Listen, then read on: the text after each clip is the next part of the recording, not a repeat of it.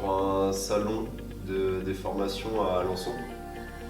Et c'est en fait à partir du moment où j'ai vu que ça parlait de conception, je me suis lancé là-dedans. Et du coup ça me plaît. Moi, c'est par rapport au TBB que j'ai connu la formation. Mais avant, j'ai fait un bac STL et en fait, j'ai eu une présentation de mon prof qui avait présenté le BTS Europlastique et Composite. Et du coup, suite à ça, je suis là. C'est manuel et on fait un peu de tout, des réglages.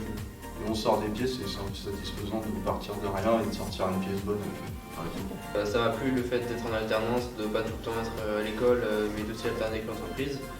Et c'est un BTS qui est assez concret, puisque, comme Victor l'a dit, on peut produire des pièces, on voit ce qu'on fait, on fait la conception aussi, donc c'est assez intéressant. J'ai décidé de faire un BTS en alternance parce que j'aime beaucoup l'apprentissage, ça nous coupe du cursus scolaire. Le BTS en alternance, ça nous donne un atout par rapport aux autres puisqu'on gagne de l'expérience et on voit si c'est réellement le métier qu'on veut faire ou pas. Le métier monteur-régleur, c'est un métier qui est beaucoup demandé. Il y a plein d'entreprises qui recherchent des monteurs-régleurs. Monteur-régleur, il y a plusieurs secteurs d'activité dans la plasturgie. Il y a l'automobile, l'aéronautique, l'agroalimentaire, l'emballage, l'électricité. Moi, après, à la fin du BTS, pour l'instant, je projette de faire une licence ou faire une école d'ingénieur. Mais une licence, les domaines qui m'intéressent, il y a le domaine du recyclage.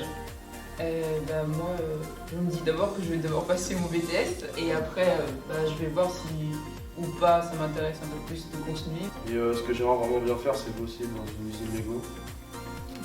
Après, soit en conception de Lego directement, ou soit en chef d'équipe ou chef d'atelier si possible. Moi je pense que je vais continuer jusqu'au diplôme d'ingénieur parce que je voudrais partir sur de la conception.